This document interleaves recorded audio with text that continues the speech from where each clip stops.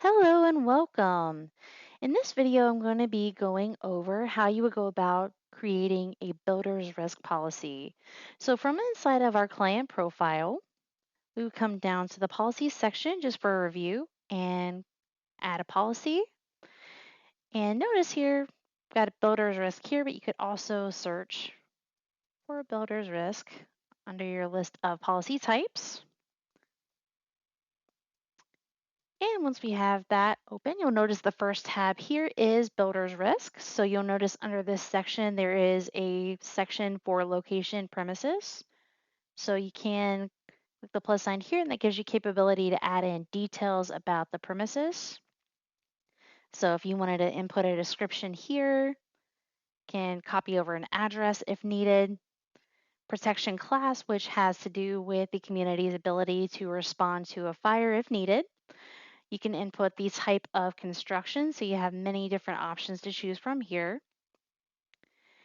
Also, the BCEGS grade, you can input that here. So that has to do with building code requirements and the ability to withstand a natural disaster. You can also input the number of stories for this particular premises, the square footage, year built, occupancy description, and any other comments as needed as well.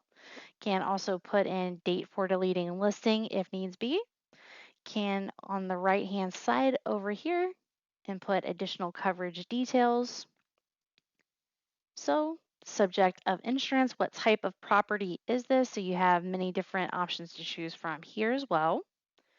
And then valuation type, what is the valuation type on the policy? Is it actual cash value or some other type? Again, many options to choose from here. Business type of business is associated with this particular building in progress.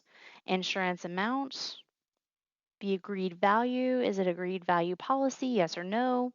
Blanket number, your SOI codes you can enter in here, any other additional comments. And over to the right, you'll notice there is a coverage box, so you could add in any additional coverages that you would want associated with your builder's risk policy here as well.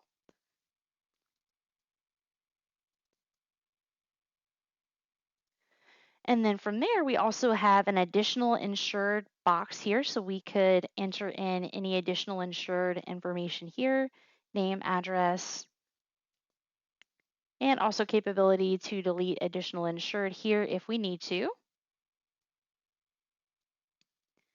And then also any mortgagee associated with this builder's risk policy, we could input here.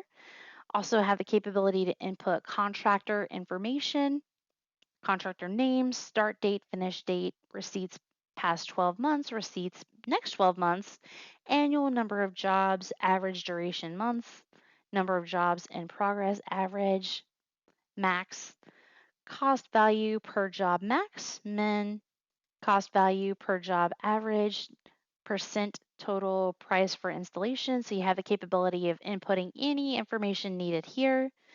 And then also there's a business info section, so you can input things like controlling state, business description, and that is a typable field, so you can input anything you need to there.